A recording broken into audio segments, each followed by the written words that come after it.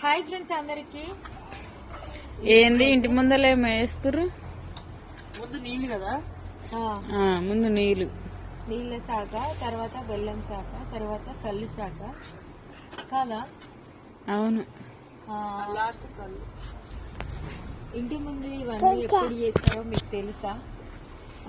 తెలియని వాళ్ళ కోసం నేను చెప్తున్నా. ఇంట్లోకి అంటే అమ్మవారు వస్తే, మా చిన్న అమ్ముల మీదకి అమ్మవారు వచ్చిందనమాట. అందుకే స్నానం చేసి శాఖలు పోస్తున్నాడు 3 సార్లు. కొంచెం మొహం కూడా కడగాలి, కళ్ళుతోటి మొహం కడగాలి. ఇదైతే ఆచారం. మా సైడ్ అయితే ఇట్లా చేస్తారు. మా చిన్నప్పుడు కూడా ఇట్లా చేసేది. అప్పుడు